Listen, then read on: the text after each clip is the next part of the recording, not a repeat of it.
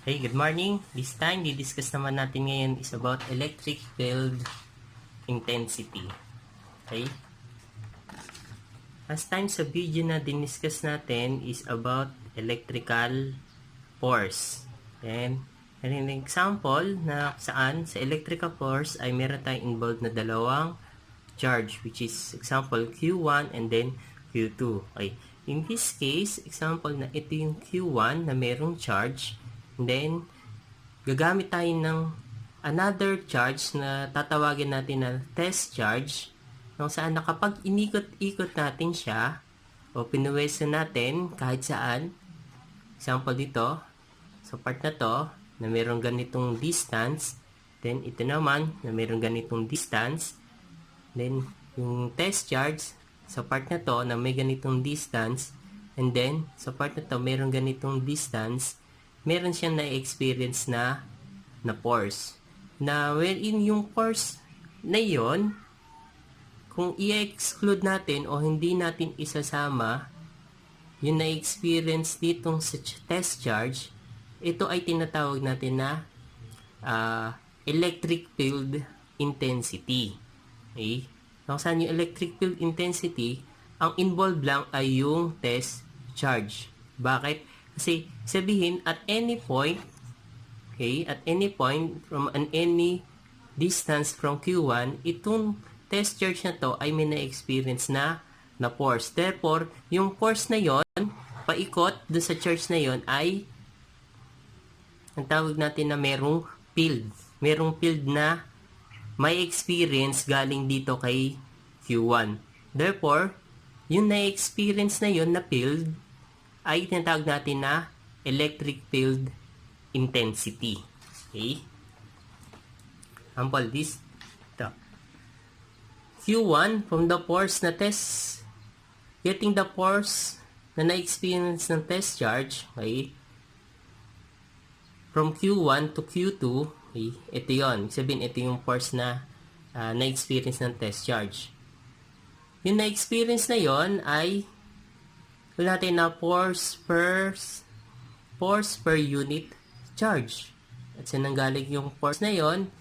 Yon ay sa pagitan ng Q1 and then Q2. Kaya lang, again, kung i-disregard natin yung charge nung test charge, okay, therefore, ang may experience lang natin ay yung force na nanggagaling yung force divided by Q1. At yon ay ang natawag natin na electric field intensity.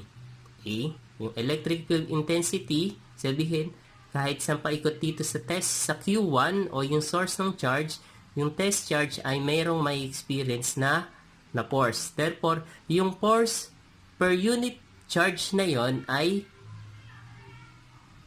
tatawagin natin electric field intensity. Okay? In yung electric field intensity ay equal sa force over charge. At yung unit, okay, yung unit for electric field intensity ay newtons per coulomb. Kasi force is newton, charge is coulomb. Then, another unit for electric field intensity is yung volts per meter. Okay, may dinerive yan mula dito, mula doon sa basic unit. Okay, makuha natin yan na yung newtons per coulomb ay equal sa volts per meter. Okay, equal yung volts per meter doon sa newtons per coulomb. And of course, since sa vector ito, okay, hindi naman parang force, yung Q naman, okay, this time yung Q, yung source, then itong point na to, wala na tayong charge dito, unlike sa force. Okay? Sa force kasi, may Q1, and then may Q2, and then ano yung electrical force doon. Pero this time sa electric field, wala tayong force na, wala tayong charge, another charge na i-consider dito. Kaya ang mangyayari dyan ay point lang to. Ano yung na-experience na electric field intensity given yung distance. Okay? Then, ito na may example lang kung saan 2 or more charge naman yung nandyan, okay, 2 or more charge, ano yung na-experience na electric field dito sa point na to? Okay, may isang charge siya, may charge dito, may isang charge dito, or saan man. Therefore, pag sasama-samahin yan, and then kung i-add natin yan separately,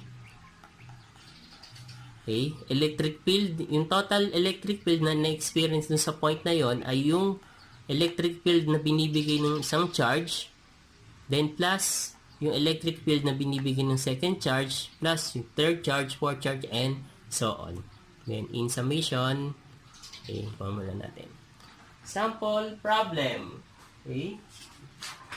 What is the electric field intensity from charge A with 3 nanocoulombs and the force is 1 port 10I plus 12J minus 3K Newton. Okay. Sabihin, vector. And solve. Ito yung charge A.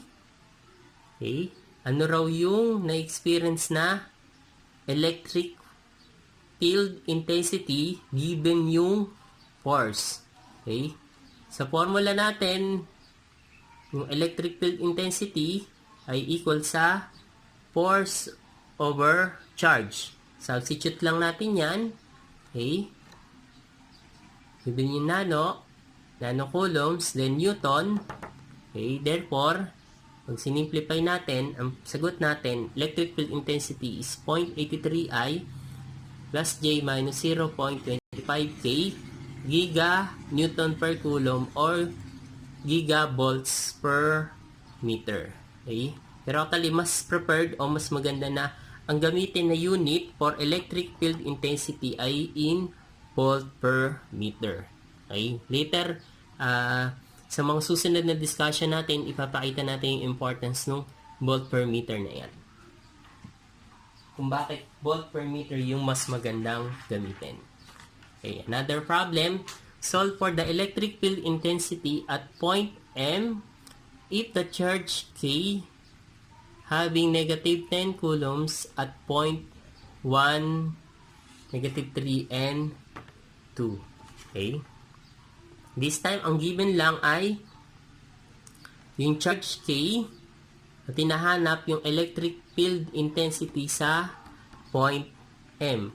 Apply natin yung isang formula na yung electric field intensity sa point M ay equal to sa source charge over 4 pi permittivity, yung radius, okay, o yung distance squared, then yung unit vector, ay yung unit vector, ano pa na yung vector, then yung vector from K to M is M minus K, yan, natin yan, therefore yung RKMA is negative 3I plus 7J minus 7K, at yung absolute value ay 10.34 meter. Then, substitute natin ito.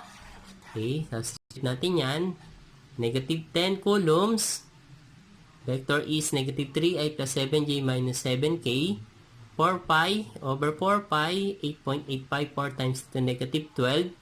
Then, yung R, okay, yung R ay cube. Bakit cube? Dahil ito naka-squared. Ito naman ay isa lang, therefore, pagking sama ay cube. Therefore, yung sagot natin is 243.9I minus 569.1J plus 569.1K gigavolts per meter. Therefore, ito yung electric field intensity na na-experience sa distance na to, na 10.34, wala dun sa source charge na K doon sa point M. Okay? Yan yung electric field intensity.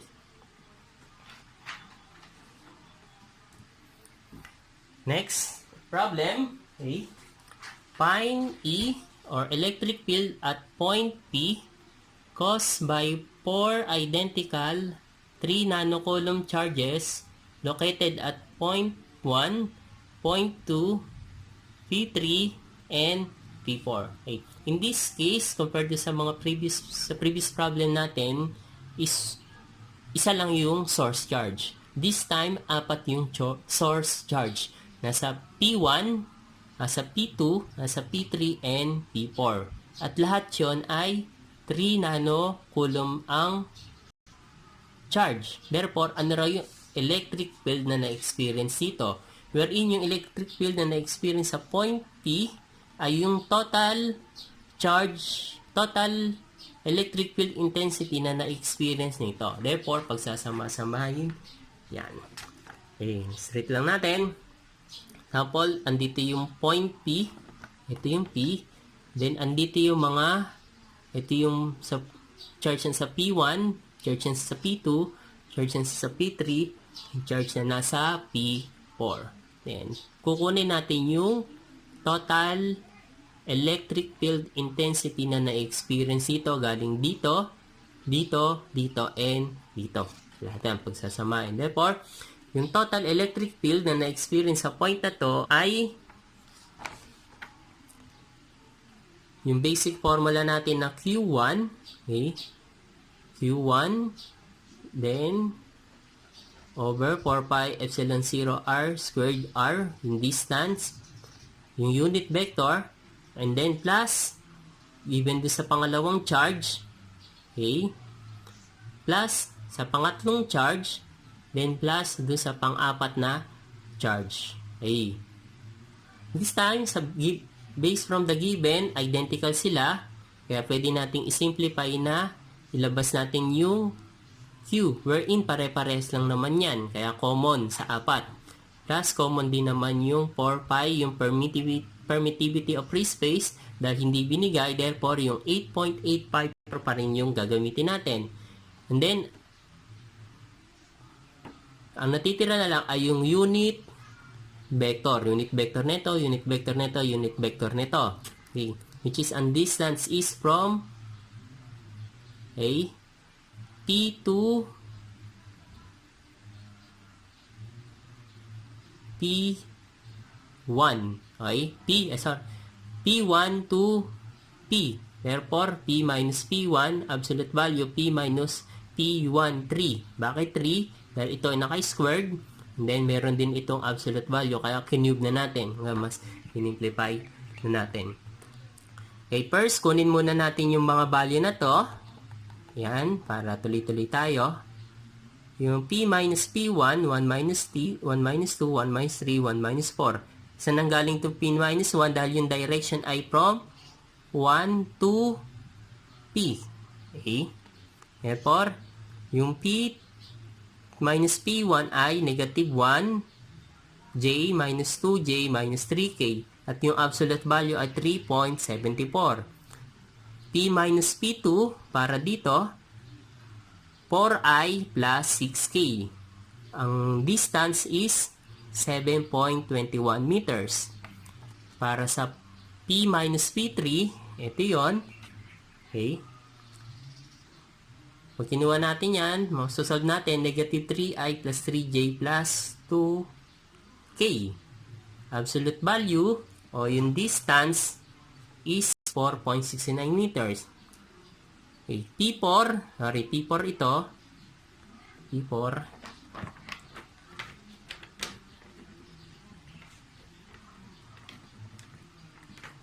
Yan.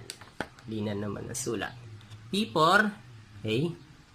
P2 minus P4, negative I minus ij plus 3k. At yung distance ay 3.22 meters. Okay. Then, after that, substitute lang natin yung mga value na nakuha natin dito. Okay, pag sinubstitute natin yan. Again, identical lahat yan. Kaya, yung Q ay 3 nanocoulombs. 4 pi permittivity, which is 8.854. And then, substitute natin lahat yan. Pagka-substitute, simplify. Then, yung final answer natin is 1.89i minus 1.08J plus 1.62K volts per meter. Yan yung total electric field intensity na na-experience na sa point P ng 4 na charge. Okay? And next. Okay? A charge of negative 3 microcoulomb is located at point A, then point A, and then another charge of 0.5 microcoulomb is at P, point E at the origin or yung electric field intensity. In this time, magkaiba yung value ng charge nung dalawang charge. Unlike sa previous problem na pare-parehas yung charge. Yan. Solve natin. Okay. At point A, yung charge na meron doon is negative 0.3 microcoulombs. At point B, 0.5 microcoulombs. Therefore, ano ra yung total electric field intensity na experience sa origin, okay, point of origin. Yung total electric field intensity na na-experience sa origin ay equal to QA over 4 pi epsilon 0, yung distance from A to 0 times unit vector ng A to 0, okay, plus charge P 4 pi epsilon RB squared unit vector. Uli natin, yung unit vector, yung O to A, O minus A, ito yung value, and then yung radius o yung distance from origin to point A is 4.18. Then, kunin naman natin yung O minus B para sa second charge. Solve natin na ito ay 10 minus 8J minus 12K. Okay? At ang distance between point B and then yung origin ay 17.55 meters. Then, substitute natin. Okay, para dito, para sa charge A, negative 0.3 microcoulombs. Again, hindi sinabi kung ano yung value, kaya stick tayo sa permittivity of free space. Okay. Then, unit vector. Ito yung unit vector. Yung distance, sinama na natin, kaya naging cube. Then, itong 0.5 microcoulomb ay para naman sa charge B. Okay. Ito yung unit vector. Therefore, pag sinimplify natin yan, sagot natin is 89.87 I minus 116.84 J minus 62.91 K volts per meter. Okay. Yung sample problem natin about electric field intensity. Okay? Wherein diniscuss natin na to is point charge. Okay? Point charge lang siya. Ibig sabihin, sina point lang siya. Okay? This time, diretso lang natin is field arising from a continuous volume charge distribution. Okay? Again, said before, dun nga doon sa electric field intensity, point charge yung ginamit natin yan. Pero, isolve natin o discuss natin yung about do sa volume charge. Wherein yung volume charge actually, ito lang yung pinagsama-sama na charge as it depende kung anong klase ng volume o shape yung i-consider natin na as volume. Okay.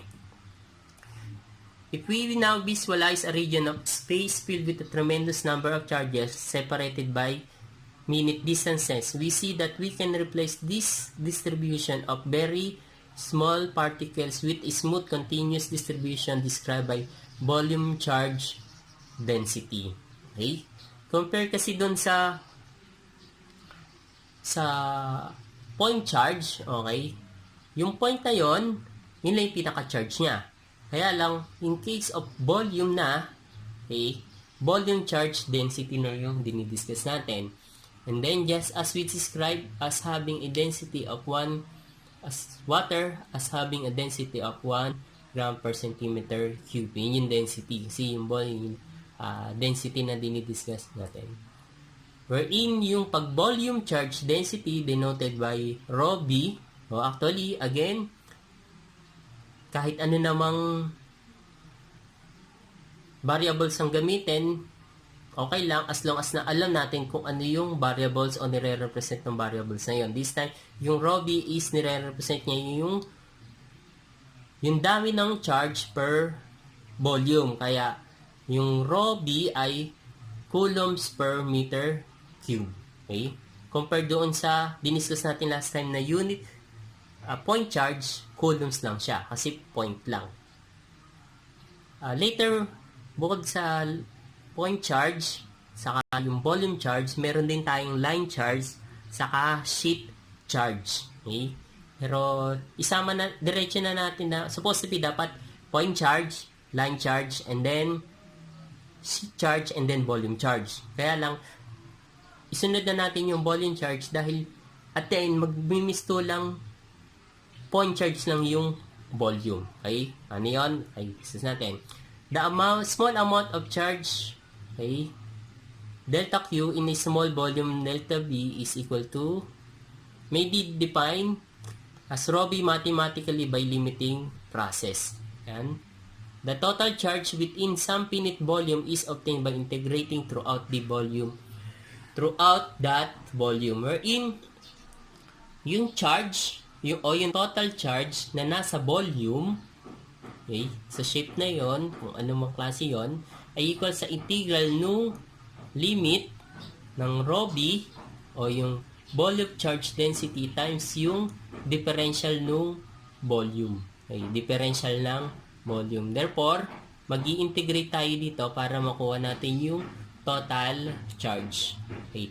Take note na sa volume density, okay, sa volume charge density, ang sinasolve natin is yung total charge given yung volume charge density times and then yung differential nung volume. Integrate natin yun para makuha natin yung total charge. And then once na makuha na natin yung total charge, okay, magagamit na natin ito para makuha yung electric field intensity.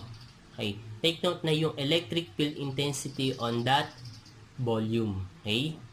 Yung total electric field intensity from that volume. Then, once na makuha na natin yung total electric field intensity from that volume, okay, i-apply na natin siya using dun sa pagkuha ng electric field intensity using lang ng dot charge.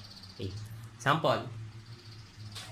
Evaluate the total charge for a limit of x is equal to negative 1 to 2, limit of y is 2 to 5, and limit for z is negative 3 to 4. If the volume charge density is 3x cubed, y minus 4, y raised to negative 4, z negative 2, then coulombs per meter cube. Okay. Excuse me for, okay,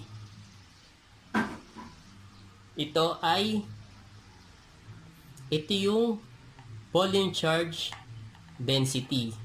Then, ito yung i-integrate natin. And since na volume ito ay gagamitan natin ng triple integral. Okay. Bakit triple integral? Samantalang ito ay single integral lang. Okay. Dahil itong dB na to, okay, i-change natin ito sa volume in terms of x, y, and z. Ay, yung volume na yan. Depende actually kung ano yung size, kung anong klase yung sinosolve natin. Okay, pero this time, change natin yan into triple integral. Okay. Then, meron tayong limit for x. Therefore, ito in terms of x, may limit tayo for y, another for y, then z. Therefore, ang gawin natin is, transpose natin into triple integral. Okay. May sample problem tayo na video about triple integral. Pwede nyo balikan yan kung paano yung gamit natin. Pero para sa problem na to, okay, yung total charge na pinapahanap is QT o total charge is equal to triple integral. Ito yung limit for z, ito yung limit for y, ito yung limit for x, wherein yung 3x cube, y raised to negative 4, z negative 2, ito yung volume charge density. Then, integrate natin, dx, dy, dc, dahil isa lang naman tong term, pwede nating sabay-sabayin na. Okay? Para sa dx, para sa x, dx, para sa y, dy, hindi z, dz. Okay? Yun natin. Then, integrate natin, yung 3, okay, times x to the fourth, over 4, integral nito, ito yung limit. Integral ng y negative 4 is y cubed, y negative 3 over negative 3. Integral ng z negative 2 raised to negative 2 is z negative 1 over 1. Then kunin yung upper and then yung lower limit. Okay, substitute natin. Okay, for yung total charge, okay, ng volume na to, okay, yung total charge ng volume na to ay negative 0.29C.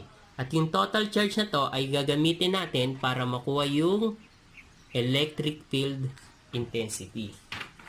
Therefore, yung electric field intensity ay magiging total charge, okay, 4 pi epsilon 0 and then r squared unit vector.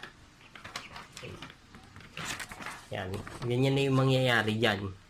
Therefore, yung total electric field intensity na ibibigay na itong volume na to, ikot na, instead na charge lang siya, total charge siya dahil sinolve natin based sa volume. Then, ito rin yung gagamitin natin para makuha yung electric field intensity. Again, itong problem na to ay para lang makuha yung total charge. Total charge lang. Hindi pa yung electric field intensity na na-experience sa point na yon dahil doon sa given yung volume charge density.